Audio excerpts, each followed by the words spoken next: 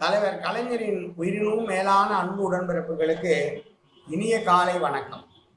நினைவில் வாழும் நமது தலைவர் கலைஞர் பதிவில் இன்றைக்கு 333வது நாள் பதிவு.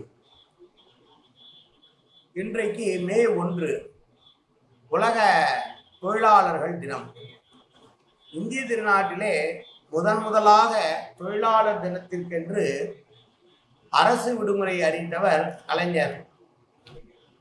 அவர்தான் தொழிலாளர்களுக்கு உரிமைகளை பெற்று தந்து போராடி பெற்ற அந்த உரிமைகளை கொண்டாடுகிற தினத்திற்கு தொழிலாளர்களுக்கு விடுமுறை வேண்டும் என்று அரசு விழாவாக அறிவித்து பின்னர் பல மாநிலங்கள் அதை இன்றைக்கு நடைமுறைப்படுத்திக் கொண்டிருக்கிறார்கள் என்று சொன்னால் அதற்கு முழுமுதல் காரணம் நம்முடைய தலைவர் கலைஞர் அவர்கள்தான்.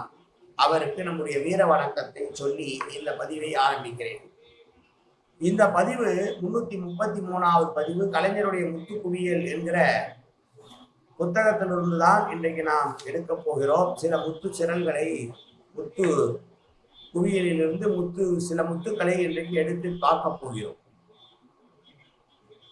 பரதத்தை பற்றி என்ன சொல்கிறார் கலைஞர் என்று பார்க்கலாம். பரதம் என்ற சொற்றொடரில் ரா என்ற எழுத்தின் கீழே உள்ள அந்த ராவை அழிச்சுட்டா பாதம் என்றாகிவிடும்.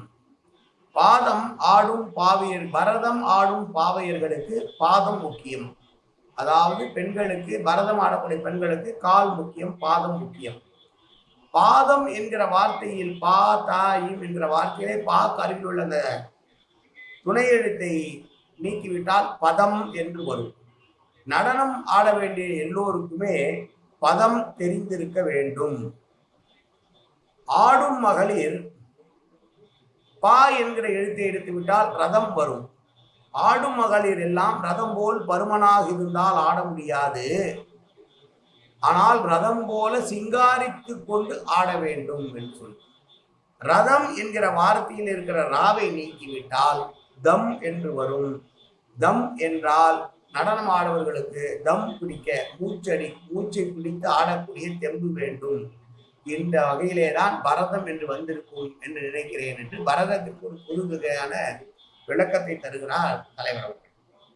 கவிதை என்ற சொல்லையே எழுத்தாக பிரித்து பார்த்தாலோ எத்தனையோ பொருள் உதயமாகின்றன என்று கவிதைக்கு ஒரு விளக்கம் தருகிறார்.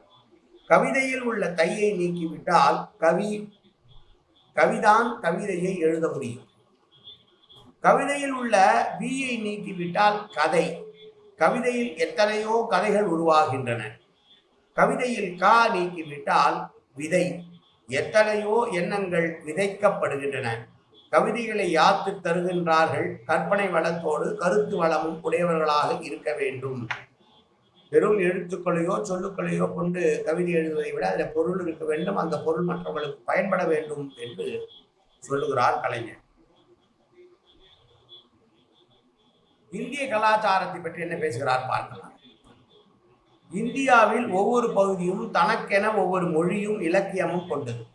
ஒவ்வொரு பகுதியிலும் வேறுபட்ட இசையும் நடையும் நாடகமும் நடனமும் பூத்துக்குழுகின்றன.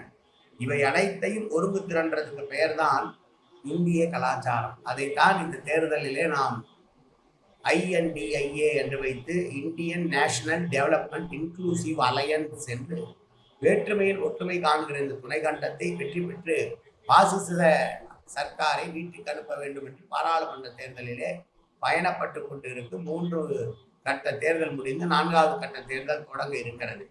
இந்த நேரத்திலே பாசிச அரசாங்கம் வீழ்ந்து மீண்டும் ஜனநாயக பாதையிலே இந்தியா செல்வதற்கு கலைஞர் நமக்கு கண்டிப்பாக வழிகாட்ட வேண்டும், வழிகாட்டுவார் என்ற நம்பிக்கையில் பேசி இதை நிறைவு செய்கிறேன்.